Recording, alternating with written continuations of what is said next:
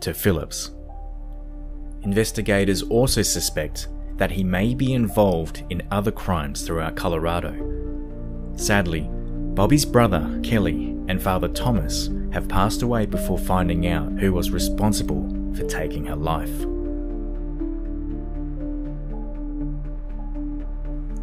Next on the list is the case of Gail Barris. On October 9th, 1988, Gail Barris was spotted leaving a coffee shop in the early hours of the morning, accompanied by a man. This was the last time Barris was ever seen alive. She was a 30-year-old single mother of 3 from Michigan. Life was hard, and she worked at 2 different local bars to be able to survive and take care of her 3 children.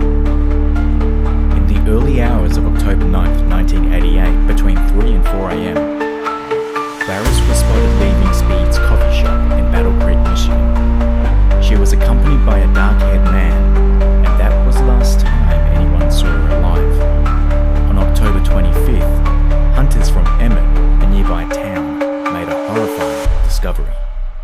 They found a lifeless body of a woman laying on River Road. The authorities quickly identified the body to be that of Gail Barris, and an extensive investigation followed. Witnesses were identified and interviewed, and evidence was collected from the crime scene. On October 22nd, just a few days before Barris's body was discovered and almost 2 weeks after her disappearance, a 24-year-old man named Roger Plato was approached by authorities. Plato's car matched the description from a victim of a different abduction and assault case. At 4:30 p.m, authorities attempted to detain him at gunpoint while he was walking to his car at a parking lot in Bellevue. Plato became aggressive, refused to cooperate, and started fighting back. He was shot when he tried to wrestle the gun from a detective, and as a result, died from the injuries.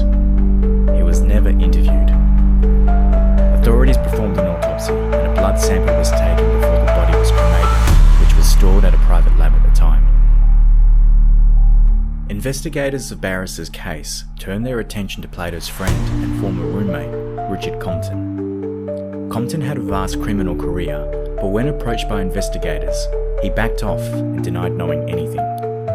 With no further leads or developments, Barris's case eventually went cold. In 2018, Battle Creek cold case detective Scott Marshall reopened the case.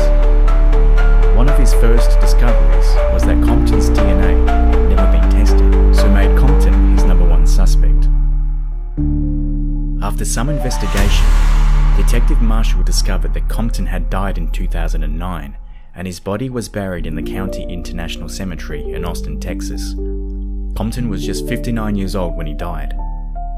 Detective Marshall got a search warrant and travelled to Texas to exhume Compton's body. After examination, it was discovered that Compton's DNA samples didn't match that found in Barris's body, but matched previously unidentified hairs connected to the crime scene.